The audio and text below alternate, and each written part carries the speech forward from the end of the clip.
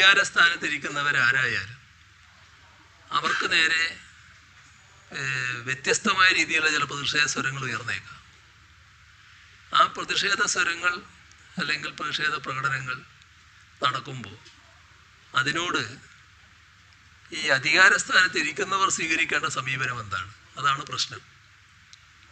അപ്പോൾ അദ്ദേഹം ചോദിച്ച ഒരു ചോദ്യം, മുഖ്യമന്ത്രി പോകുമ്പോൾ എന്താണ് സ്ഥിതി എന്നാണ്.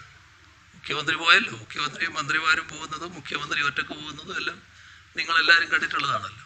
കുറേ കാലമായിട്ട് ഈ മുഖ്യമന്ത്രി ആയതിനു ശേഷം ഉള്ള അവസ്ഥ നോക്കിയാൽ ചില ഘട്ടത്തിൽ പ്രതിഷേധങ്ങൾ വന്നിട്ടില്ലേ, വിവിധ രീതിയിലുള്ള പ്രതിഷേധങ്ങൾ വന്നിട്ടില്ലേ? ആ പ്രതിഷേധങ്ങൾ വരുന്ന ഏതെങ്കിലും ഒരു സ്ഥലത്ത് അവിടെ നിന്ന് എന്താണ് ഈ പ്രതിഷേധക്കാരെ പോലീസ് ചെയ്യുന്നത് എന്ന് നോക്കാൻ ഞാൻ ശ്രമിച്ചിട്ടുണ്ടോ? എൻ്റെ കാര്യം വിട്ടുകളി.